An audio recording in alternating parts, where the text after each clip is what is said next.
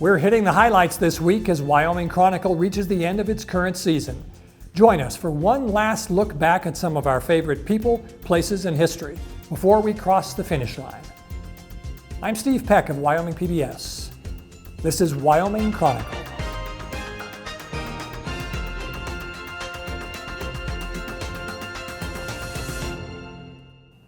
The colossal Gros Ventre slide in Teton County occurred in 1925 when an entire mountainside collapsed. The result was devastating and lasting, filling a mountain valley below, damming a river, creating a new lake, changing Teton County history, and leading to the deaths of 6 people. In July, marking the 100th anniversary of the catastrophe, we met 2 U.S. Forest Service experts, Ranger Todd Stiles and geologist Mariah Redu. So it was June 23rd, 1925, and the north face of Sheep Mountain, it fell away catastrophically. It was almost within the blink of an eye. We're looking at the Gros Ventre mountain range here right on the northern edge. And as he said, it's assumed that 50 million cubic yards. There were people there at the time who witnessed it. One of the cowboys was driving cattle on the north side of the valley, and he said the winds were so great that it almost knocked him off his horse. Had to be terrifying for sure. Feeling pretty lucky though to make it out unscathed. And you have to kind of think whether or not too the horse understood something was coming too, because a lot of times they're pretty perceptive. But definitely he was lucky he had a horse that was fast enough to get out of the way, because it was a major close call and he was right there. How long do we think it took from the moment that you might have said, whoa, landslide, to thank God that's over? Any ideas? Did it take a couple of minutes or an hour or? That's my guess, is minutes. Really? I mean, it is cool that we have such a good account of this landslide. It was 100 years ago, but we did have eyewitness and they were interviewed, and so we have an understanding. But I've heard geologists might even use the word a debris avalanche to describe this because it was so fast. So then the river gets blocked up, and suddenly you have, if you had a ranch property here, you have a lakeside property here now all of a sudden. Yeah, the lake was initially about 7 miles long. And after it was rising, it picked up structures and everything that was down in the valley where there were ranches. So there were homes, the cabins floating, our Horsetail Ranger Station, Forest Service Ranger Station, that was floating. Initially picture these structures floating until they no longer floated. So for that short, and there's some really great photos we have on some of our new interpretive signage. The guy sitting up on his roof. Yeah, that's Gil Huff. That's the guy. The guy who outran it with his horse. And sure enough, 2 years later, was it, another big wet spring, a lot of runoff. What happened then? The lake levels rose higher than they thought they would, and they overtopped the earthen dam. So it was May 18th, 1927, that it overtopped the dam, and it caused the Kelly flood. Kelly almost ceased to be when that flood happened. It was a tragic event. 6 people lost their lives, lots of domestic cattle, and all but 2 buildings were wiped out by the flood. Chad Hansen is a happily married man, but if there's a second love of his life, it's wild horses. In 2025, the Casper College professor published a book that's both a gorgeous collection of photographs and a deep compendium of literature comprising poetry, scripture, essays, history, science, and nature writing. In June, he found a good place to meet Wyoming Chronicle, not just to talk about wild horses, but to see them. I read in the book, you said, when I found out that wild horses lived in Wyoming, it changed your life. It did. Full disclosure, when I first moved to Wyoming, I had been bitten by the fly fishing bug. Understandable. And living in Casper, I thought I was in paradise. The North Platte River runs right through town. And so for about the first decade, that seems like that's about all I wanted to do was stand in a river waving a stick. But when I found out there were wild horses, it did change things. And now when my wife and I have free time, we tend to spend it in places like this. Early in the book, you sort of by way of introduction, you quote the great poet and essayist and writer Virginia Woolf, who says, I believe there's no denying the wild horse in all of us. That's right. Could you tell us about, as you were putting the book together, how you thought to and decided to incorporate that kind of material into a beautiful picture book as well?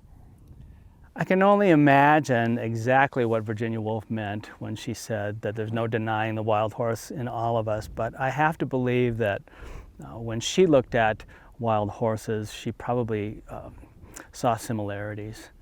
They're intelligent, they're social, they're admirable, and I think when you spend time watching wild horses, it's kind of hard not to picture yourself wandering off and becoming one of them. Yeah, there's an enviable situation that they have, but we know they have challenges. But boy, just being out here today and seeing where they are and what they're doing, and there is that sense of awe that means a lot to you, I know. I teach sociology and world religions, and so I study mental health, and I've looked at a lot of the patterns and the shifts and the changes in American mental health, for example. And what we know is that time spent outdoors, and on occasions when people feel really blown away by what they're seeing, there are mental health benefits that go along with those kinds of experiences. And so part of the reason I wrote the book is that I wanted to give people a sense that we have opportunities like this in Wyoming. In recent years, a drive to improve civics education around the nation is beginning to pay off. And no one is doing more for that effort in Wyoming than Gail Simmons, creator of Civics 307. In March, she met us in Sheridan, where her citizenship lessons included how to respond to the avalanche of political campaign material that arrives in the mail, and candidates who might knock on your door. I'm looking at a training module in Civics 307 that is under a curriculum of how to be a savvy voter. And having one module be, how do you process mailers in your mailbox? And I'm tempted to answer that, but you go ahead. So you pull them all out, and you pick it up and you look at it. If you are immediately angry, know that that is by design. When you're angry or you're afraid, it's all lizard brain. Your frontal cortex isn't working. You're not thinking. So if it makes you angry, understand that. Look to see who put it out, and then put it aside. Yeah. That's one piece. Anger and fear aren't the basis for good decision making. Exactly. Just never. So pull out the next one, and if it makes you question, like you've got a concern or you want to know more, that's a good one to look into. So again, turn it over, see who paid for it, and then put that into a second pile. Because that might be one that gives you a way to find out more information. And it might be about an issue that you care about, or an issue that you don't care about but you know somebody else does, that is, impactful in the race. And then pull the next one out, and if it's about a specific candidate and about what they stand for, it's almost guaranteed that that's from the candidate. So turn around, look at it, who paid for it, is it the candidate or the candidate committee, and that's the third pile. Because those are the people, that's the mail piece that is trying to tell you who they are. So that's the starting piece of who is that candidate, and use that. So now you've got the three piles. And when you're looking at that one that makes you angry, mark down who that came from. Because they might start getting sneaky. Always look to see who paid for that particular piece. So that's on how to do the mail. I've got another one that's how do you meet a candidate at your own doorway. They come, they knock up, and they say, I'm Joe Smith, I'm running for X, and I'm going to keep them from stealing your guns. Well, if you already know the one or two issues that you have, you can say, you can own the conversation. I'm so glad you stopped by. That's not a particular concern of mine, but perhaps you can talk to me about early childhood education, or how do we preserve public lands, like the issue that you care about, and have that be the conversation. So it's about you, not them. In the days before improved fuel efficiency and bigger gas tanks, American roadways were dotted with offbeat roadside attractions aimed at getting motorists to stop at the accompanying mom and pop filling stations. And one of the very, very best of those was the Fossil Cabin in Wyoming, near Medicine Bow, made entirely of dinosaur bones. It still stands, and we learned more about it in October.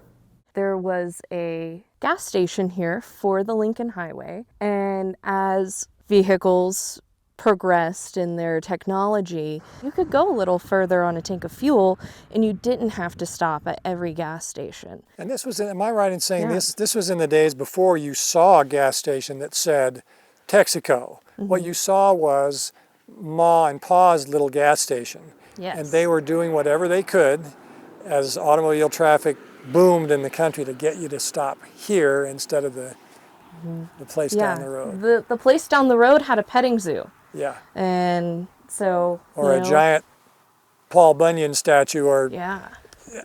these were commonplace. Yeah. Stopping here, you know, it was Ripley's Believe It or Not, and you were looking for a roadside attraction, but you were so close to Medicine Bow. So what made you stop to fill up your tank? Fossil Cabin. It has 5,796 fossils in it. Well, give or take a few that have walked off over recent years. You make the Lincoln Highway a big focal point of your work. You know a lot about it, have traveled the length of it. This is one of your very, very favorite spots of all. Why is that? Yeah, I think the location of it, you know, it's fairly remote, but you know, it's a stop. And it's one of the earliest examples of roadside architecture, roadside attractions. I love that it's this way. It's architecture, you know, it's a house, it's a building, it's a structure, and originally it had a flat roof. So when you look at the old gas station postcards, you can see that's what it looked like. It was all fossils. You didn't see a roof on it, and you could go into the structure, and so you'd be surrounded by fossils. Yeah. So you could go in it. Yeah. And it then was a museum as well, Yeah. and not just a drive-by, it was a stop at. With the site now long abandoned and the building now unattended and deteriorating, preservationists want to move the small but massively heavy structure into the town of Medicine Bow, a task that's proving much easier said than done. And as we learned in our interview, even being placed on the National Register of Historic Places is no safety guarantee for Fossil Cabin. Carbon County is trying to do something with the Fossil Cabin, which has sat here for almost 100 years. But if you have your way and the plan that you have in place continues, it won't be sitting here for too much longer, right? That's correct. What's the plan? Well, the plan is this building was gifted to the Medicine Bow Museum in 2017, 2018, as long as they could move it to a spot adjacent to their property in Medicine Bow. We've had one contractor try early on, and it kind of failed, and he wasn't able to move it. Medicine Bow, how far away are we from that? About 7 miles. 7 miles. And there's only one way to move a building like this, and it's proving harder than we thought. How come, Megan? What are some of the difficulties that might not have been apparent at the beginning? One of the biggest challenges is dealing with the type of materials being used in the construction. So fossils are brittle. They're very easily crumbled. The other challenge is the weight, right? And It's a small building, it can't weigh that much. It's what? Weighs 100,000 pounds? It's pretty heavy. Yep. Yes. So you have the fossils as well as the mortar that comes from local construction materials. So you have the local sand, the local stone that's been ground up, which also includes fossils itself. Really? So it very easily crumbles and it moves apart, which is why you see so much trying to hold it together, keep it together for when it starts to move. So it's a fascinating combination to me of a building that obviously is incredibly solid, yet incredibly fragile at the same time. Is this what the original contractor found difficult and is continuing to be? It is extremely heavy. It's on the National Register of Historic Places, correct? Yes, it is listed on the National Register. However, the National Park Service doesn't like when structures are moved. Yeah. That's one of the things which in Wyoming poses its own challenges. So coming from a historic preservation perspective, I would rather see the building moved to a steward that's going to take care of the structure and allow people to see it and interpret it for the public than to see it here just sitting in decay. Once something's on the historic register, do we human beings have some obligation to it then, or can it just be left to ruin if that's what happens? It's a big misconception, you know. People think, oh, it's on the National Register, I have all of these restrictions now. That's not the case. Really? You know, you can get listed on the National Register, and in Wyoming the next day you could tear the building down. Is that so? There are no protections. It doesn't save it from anything, but it's a record. It's a record of the history. It's a record of what the structure looks like, where it is, and its importance. It's a recognition, but it's not a protectorate. Researcher and linguist Dr. Lanny Reelbird says Plains Indian Sign Language rightly could be called the first mass medium for communication in North America. When we met him in December during a break in a seminar he was leading in Fremont County, the Montana State University educator said the ancient unspoken language still has a great relevance for human communication today. Nowadays, with all these distractions like the phone, people don't even have the art of knowing how to listen. Yeah. Communication, it's just so foundational. We want to be understood.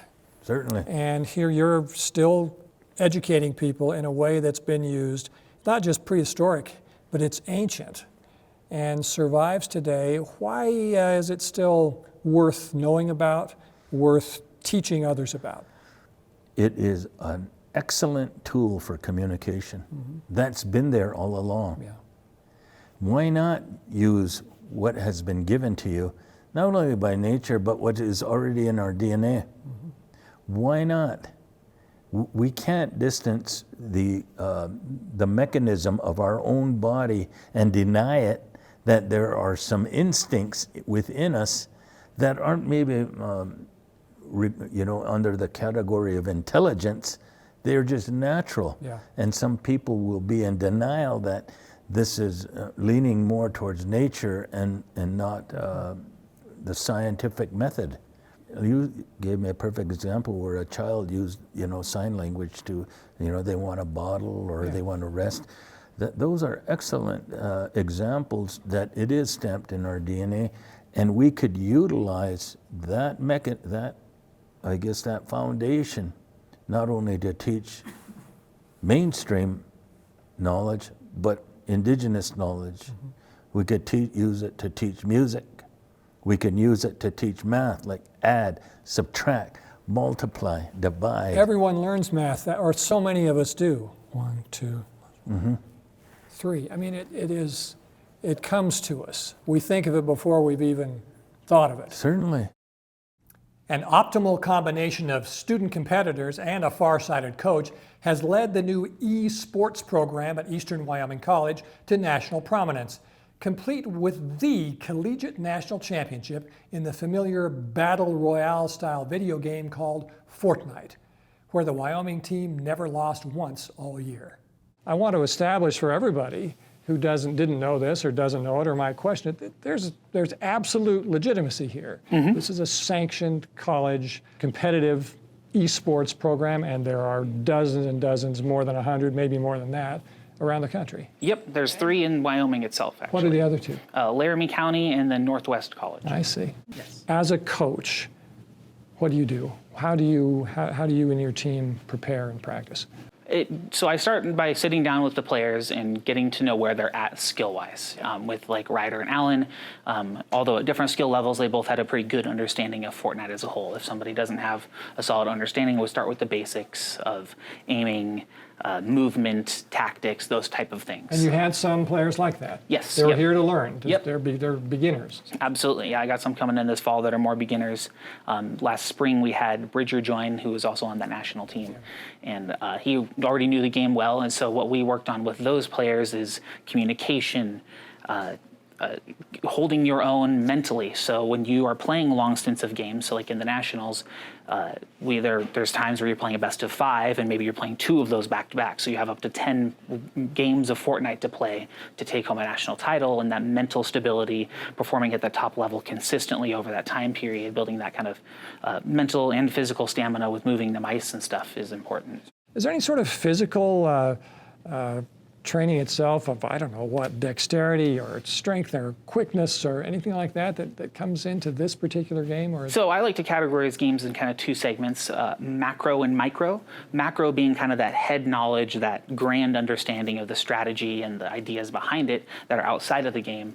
And then the micro being your execution in the game. Yeah. Fortnite leans towards that micro side of it. So it's about kind of executing well. You have to be able to aim at somebody and click and hit the shots on them. You have to be able to move quickly from A to B without hesitation, without screwing up your inputs. And it's really, really focused on that. There is that macro kind of knowledge side to it, but it's much more focused on that execution. So a lot of what we work with of the upcoming kids is getting that micro down. Okay, so this is your aim sensitivity on your mouse, because mice have different sensitivities. So if I move it a little bit or move it a lot, how far does the cursor move? Those settings and those things you get used to, and then you just do it over and over and over again until it kind of becomes an extension of yourself. As you understand the skill level of the players, how good are they? My players are very good. I think they're not... Professionals are playing 12 to 14 hours a day. They have these regimens, they have foods and nutritionists, and the teams bring all these people in to do these things. Yeah. We're not there. But we're not just lounging on the couch playing for funsies either. We're, I think, pushing towards that professional side where I encourage exercise, I encourage healthy diets, I encourage getting sleep and eating good the couple days before. It's not just Doritos and Mountain Dew. It's not just Doritos and Mountain Dew. Okay. I don't recommend those before a big match. Yeah.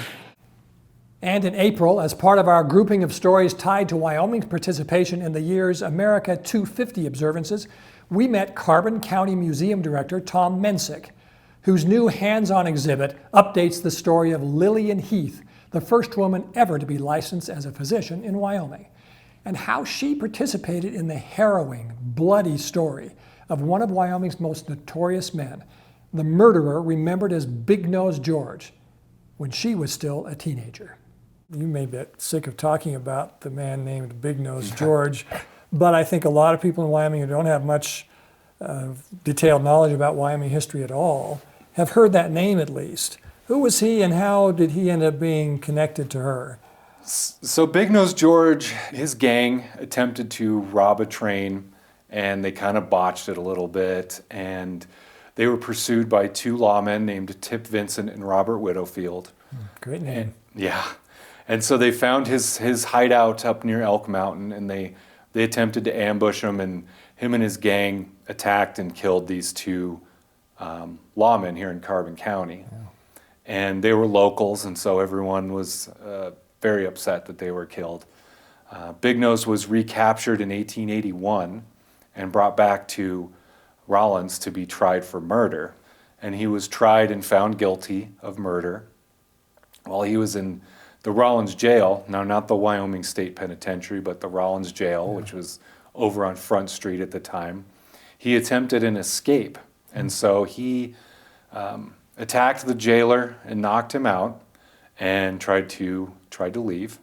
Now, he was convicted, by the way, so he was set to be hung about a week after this happened. So he attacked the jailer, escaped, and the jailer's wife actually managed to get the gun and force him back into his cell. And so we have her pocket watch here in the, next to the... I'm sitting here, we're sort of kind of chuckling and smiling about this, but of course this is deadly, serious business. Oh, for sure. People being killed, capital punishment, anything but funny at the time. But no, definitely not. Continue. So George goes back to the prison, or back to his cell, and turns out the people in Rollins had had enough of George's shenanigans, and so they formed a lynch mob and yanked him out of the jail and found a light post, and short drop and a sudden stop later, George was dead. Wow. So enter Lillian Heath. Enter Lillian Heath. And Dr. Thomas McGee and Dr. John Osborne. Dr. Lillian Heath, who was a teenager at the time, had been previously volunteering and training to be a nursing assistant with McGee. She always had this medical bug. She always wanted to be in the medical field. And so one of the most famous events in Carbon County history took place when they performed the autopsy of Big Nose George. One of the main aspects of that autopsy was the removal of George's skull and brain. And so they kind of took Big Nose George apart, and as a token of their appreciation, they gave the skull cap to Lillian Heath when she was about 16 years old as a memento. So this piece of the cranium, the bone, the skull cap, she kept it. She used it as a pen cup, a flower pot, a doorstop. Her husband used it as an ashtray when he would smoke his pipe. And I mean, after a while, you kind of just forget really what it is. And it's just like, oh, that's just that weird thing I got when I was 16. And we gave the autopsy to that outlaw. We had another fun season with Wyoming Chronicle as we reached 10 counties and traveled nearly 8,000 miles in the course of our 24 Wyoming Chronicle chapters, as well as 6 installments of our sister show, Capital Outlook. The primary videographer for Wyoming Chronicle again this season was Matt Wright, with strong contributions as well from Jeremy Moore, Kyle Duba, and Noah Smith. Be watching between now and September because some of these highlighted Wyoming Chronicle shows might be repeated during our summer hiatus. And remember, all of our Wyoming Chronicle shows can be viewed anytime online at both wyomingpbs.org and our Wyoming Chronicle YouTube channel. And that's not just for this season, but for past seasons too. Our production and content manager is Jeremy Moore, and the general manager and chief executive officer of Wyoming PBS is Joanna Kale. New Wyoming Chronicle installments begin September 11th. We'll see you then. You're watching Wyoming PBS.